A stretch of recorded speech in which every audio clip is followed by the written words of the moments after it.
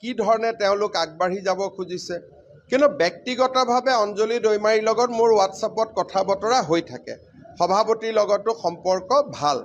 গতিকে তেওঁলোক যদি সঁচাকৈয়ে অন্ততগত্তা ইলেকশ্যনলৈকে খেলেগৈ, তেতিয়া আমি তেওঁলোকৰ পৰিস্থিতিটো আমি নিশ্চয় পজিটিভলি চাম। আমি কোনো বড়ো ৰাজনৈতিক দলৰ লগত সংঘাতৰ ৰাজনীতি আমি নকৰোঁ।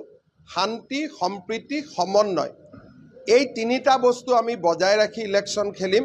কাৰণ বড়োভূমিত যিসকল অনাবড়ো লোক, তেওঁলোকৰ নিৰাপত্তাৰ দায়িত্ব বিজেপিৰ আছে আৰু বড়ো লোকসকলৰো আত্মনিয়ন্ত্ৰণৰ তেওঁলোকৰ যিটো আকাংক্ষা, সেই আকাংক্ষাক সন্মান জনোৱাৰ দায়িত্বও বিজেপিৰ আছে। গতিকে বিজেপিয়ে এটা সম্পূৰ্ণ পৃথক ৰাজনীতিৰে ইলেকশ্যন খেলিব।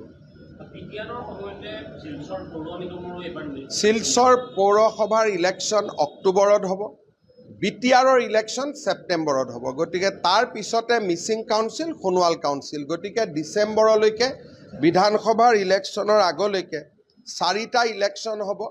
মৰাণ মটকৰো কাউন্সিলৰ ডিলিমিটেশ্যনৰ প্ৰক্ৰিয়া চলি আছে।